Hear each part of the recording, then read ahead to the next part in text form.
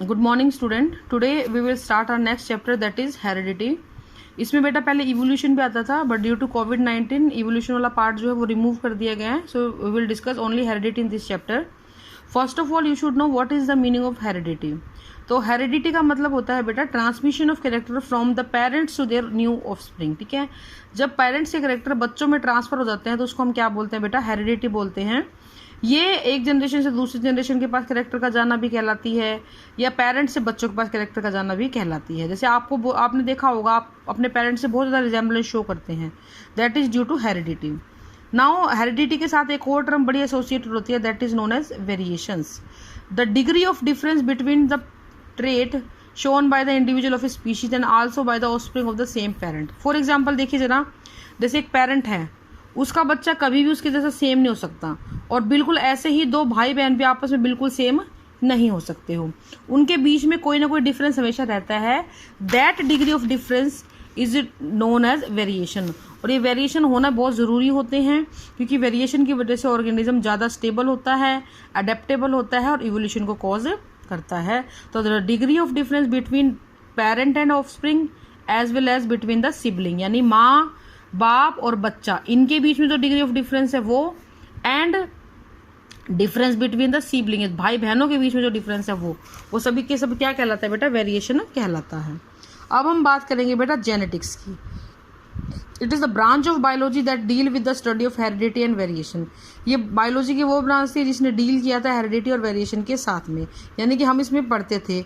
इस टर्म को दिया था विलियम बैटसन ने, लेकिन फादर ऑफ जेनेटिक्स कौन कहलाए थे, जोहन ग्रेगर मेंडल कहलाए थे। ठीक है, अब क्वेश्चन आता है ये वेरिएशन आते कैसे हैं। ये वेरिएशन आते हैं बेटा जब सेक्सुअल रिप्रोडक्शन होता है। अब आप देखिए जरा, ए सेक्सुअल रिप्रोडक्शन में क्या होता है, एक ही ऑर्गेनिज्म अपने आप को डिवाइड करता चला जाता है, 1 से 2, 2 से 4, 4 से 8।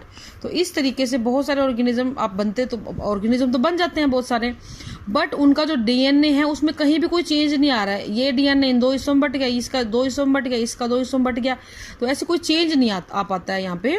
तो इस तरीके से जो वेरिएशन वो है, वेरिएशन नहीं आ पाते हैं। लेकिन अगर हम बात करते हैं सेक्सुअल रिप्रोडक्शन की, तो सेक्सुअल रिप्रोडक्शन में क्या होता है, 1 पार्ट मेल का होता है, 1 पार्ट फीमेल का होता है, in the form of sperm and in the form of ovum. तो ये जब दोनों मिलते हैं तो आधा हिस्सा बच्चे के पास माँ का पहुंचता है, आधा हिस्सा पिता का पहुंचता है। तो इससे क्या होता है, इसकी वजह से वेरिएशन आते हैं, क्योंकि 2 अलग अलग पेरेंट के कैरेक्टर्स एक ही जगह पे आ रहे हैं, and this will cause the variations. ठीक है बेटा, तो इसलिए वेरिएशन आते हैं। Some different offspring receive different combination of character of their parents and also show distinct difference among themself. और यही वजह है कि बच्चा अपने पेरेंट्स से भी अलग दिखता है, और मतलब एग्जैक्टली सेम नहीं होगा। कुछ बिहेवियर मदर का, कुछ कैरेक्टर पापा के हो सकता है, बिहेव पापा का हो, कैरेक्टर मदर के हो, इस तरीके से हो सकता है। और 2 भाई बहन भी आपस में बिल्कुल सेम बिहेवियर के कभी भी नहीं हो सकते ड्यू टू दिस वेरिएशन। ठीक है बेटा, तो आपको समझ में आया होगा वेरिएशन। मैं दोबारा से बताती हूँ, heredity is a transmission of character from one generation to next generation. और जब एक जनरेशन से दूसरी जनरेशन में हम पहुंचते हैं तो हमारे बीच में कुछ ना कुछ डिफरेंस आते हैं, हम अपने पेरेंट्स के बिल्कुल सिमिलर नहीं हो पाते हैं, दैट इज कॉल्ड वेरिएशन। ये दोनों टर्म जो है ये बहुत ही ज़्यादा लिंक्ड हैं आपस में। अब हम बात करते हैं ये किस वजह से हो सकता है। सबसे पहला तो गैमिट्स की वजह से ही होता है कि स्पर्म और अवम फ्यूज कर रहे हैं, इस वजह से आ रहा है। क्रॉसिंग ओवर एक टर्म आती है, उसकी वजह से हो सकता है। क्रोमोसोम कई बार अलग अलग नहीं हो पाते, उस वजह से हो सकता है, और म्यूटेशन की वजह से हो सकता है। अब हम बात करेंगे rules of inheritance of trait. अब क्वेश्चन आता है ये ट्रेट वर्ड क्या है, कैरेक्टर। कोई भी जीन जब अपने आप को एक्सप्रेस करता है ना तो वो ट्रेट बनता है, इसका मतलब होता है character. And these character are influenced by both parent and maternal DNA. In other word, one trait will be from have 2 version in each child, one from the father and one from the mother. तो trait मतलब DNA का expression कहलाता है। अगर आप simple language में समझना चाहो, it is the expression of the gene is called trait. तो जोहन ग्रेगर मेंडल जो थे, ग्रेगर जोहन मेंडल, इन्होंने बहुत ही बेसिक रूल्स बनाए थे इनहेरिटेंस वही ट्रांसमिशन ऑफ कैरेक्टर। और बहुत दिनों तक इनका काम नोटिस नहीं किया गया था, लेकिन जब नोटिस किया गया तो इस तरीके से किया गया कि आज तक भी हम उसके बारे में पढ़ रहे हैं। उन्होंने बहुत सारी चीज़ों को पढ़ा, उन्होंने बहुत सारे कैरेक्टर्स थे, कंट्रास्टिंग ट्रेट थे। ट्रेट मतलब कैरेक्टर, जैसे कि हाइट का कैरेक्टर हो गया, टॉल और ड्वार्फ, सीड का शेप हो गया, राउंड और रिंकल्ड। तो इन बहुत सारे ट्रेट्स को पढ़ के उन्होंने क्या किया, अपने आप की अपनी स्टडीज को फॉलो किया। अब इन्होंने क्वेश्चन आता है कि कौन सा प्लांट उन्होंने लिया था। तो मेंडल ने जो अपना एक्सपेरिमेंटल प्लांट लिया था बेटा वो था पी प्लांट और पाइसम सटाइवम। अब इसमें कई बार 2 नंबर में क्वेश्चन आता है कि इसी को क्यों सिलेक्ट किया। The reason to select the pea plant is, एक तो ये ईजी टू ग्रो था, इसके पास कुछ स्पेशल फीचर थे, ईजी टू ग्रो था, इसकी लाइफ साइकिल बहुत छोटी थी तो ये आसानी से बढ़ जाता था और आसानी से इसको लाइफ साइकिल मतलब 2-3 महीने में आपको रिजल्ट मिल जाते थे, आपको लंबा वेट नहीं करना पड़ता था। ठीक है, इजीली डिटेक्टेबल कैरेक्टर थे, आपके इसके कैरेक्टर बहुत इजीली डिटेक्ट कर पाते थे आप इसके अंदर। ठीक है, और इसके अंदर वेरिएंट ऑफ फीचर्स होते थे। इसमें लगभग 7 पेयर ऑफ कैरेक्टर थे जिनको उन्होंने स्टडी किया था और उन कैरेक्टर के एलील भी थे, यानी कंट्रास्टिंग थे। लाइक हाइट है तो टॉल ड्वार्फ मिलेगा, फ्लावर का कलर है तो पर्पल वाइट दोनों फूल मिल रहे थे, सीड की शेप की बात करें तो राउंड और रिंकल्ड दोनों मिल रही थी। तो इस तरीके से हर कैरेक्टर के एलील्स भी इनको मिल रहे थे, जो एक बहुत ही अच्छी चीज़ थी जो इन्होंने फ़ायदा किया। दूसरा, डोमिनेंट रिसेसिव कैरेक्टर्स की यहाँ पे बड़ी इजीली स्टडी वो कर पाए, इनको हैंडल करना आसान था, इनके सेल्फ पॉलिनेशन और क्रॉस पॉलिनेशन करना भी बड़ा ही आसान था। तो ये कुछ चीज़ें थी जिसकी वजह से इन्होंने पी प्लांट को बड़ा सेलेक्ट किया था। ठीक है, अब बात आती है उन कैरेक्टर्स की जिनकी वजह से जिन को इन्होंने अपने एक्सपेरिमेंट में कंसीडर किया और उनमें से कौन से तो डोमिनेंट थे और कौन से रिसेसिव थे। Now the question here is what is the meaning of dominant and recessive.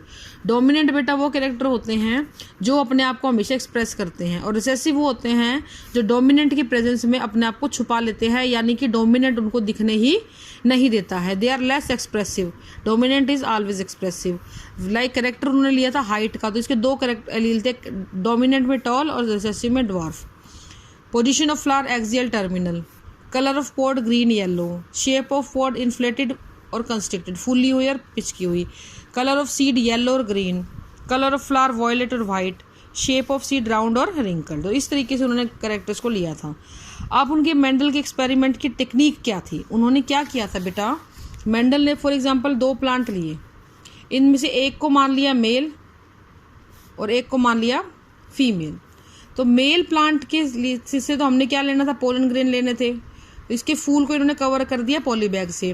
Female plant के ऊपर जो फूल था वो बाइसेक्सुअल होता है, तो उसमें मेल भी था और फीमेल भी था। तो फीमेल फ्लावर को के अंदर से उन्होंने क्या किया, एंथर को रिमूव कर दिया, यानी कि इमेस्कुलेशन कर दिया। इमेस्कुलेशन का मतलब होता है रिमूवल ऑफ मेल पार्ट। तो मेल पार्ट को रिमूव कर दिया। अब ये फूल कैसा बच गया, इसके पास सिर्फ और सिर्फ फीमेल पार्ट बच गया। इस फीमेल पार्ट को इन्होंने पॉलीथीन से पैक कर दिया ताकि क्रॉस पॉलिनेशन ना हो सके। जैसे ही दोनों फूल मैच्योर हुए, इनको दोनों को पॉलीबैग को हटाया, इसके पोलन ग्रेन इसकी स्टिग्मा पे लैंड करवा दिए और क्रॉस पॉलिनेशन करा के बीज प्राप्त कर लिए। तो इस तरीके से इन्होंने अपने एक्सपेरिमेंट्स को कराया था। इन्होंने 2 तरीके के कराए थे अपने सिलेबस के हिसाब से, मैं आपको बता रही हूँ। मोनो हाइब्रिड क्रॉस कराया था और डाई हाइब्रिड क्रॉस कराया था। अगर एक कैरेक्टर को लेके चलते हैं, यानी खाली हाइट के कैरेक्टर को लेके चला, तो वो मोनो हाइब्रिड क्रॉस कहलाया। लेकिन हाइट के साथ साथ उन्होंने अगर सीड की शेप को भी कंसीडर किया तो वो डाई हाइब्रिड क्रॉस कराया। ठीक है बेटा, बड़े अच्छे इनके एक्सपेरिमेंट थे, लेकिन फिर भी इनके एक्सपेरिमेंट फेल हुए। उसके पीछे का कारण मैं आपको बताती हूँ कि इनका जो काम था उसमें मैथमेटिकल कैलकुलेशन बहुत थी और लोग एक्सेप्ट नहीं कर पाए। उस बायोलॉजी के अंदर मैथ्स की कैलकुलेशन को लोग एक्सेप्ट नहीं कर पाए, पहली चीज़। दूसरी चीज़ क्या थी कि जिस किताब में इनका काम छपता था वो किताब बहुत ही कम बिकती थी, लोगों तक पहुंच नहीं पाई। और सबसे इंपॉर्टेंट रीज़न क्या था बेटा, जिस टाइम पे ये अपना काम दिखा रहे थे लोगों को, उस टाइम पे डार्विन बहुत ज़्यादा फेमस था। जब एक फेमस आदमी की एक अच्छी खोज को लोग देखते हैं ना, तो एक इनफेमस आदमी की नई और अच्छी खोज को लोग नेग्लेक्ट कर जाते हैं।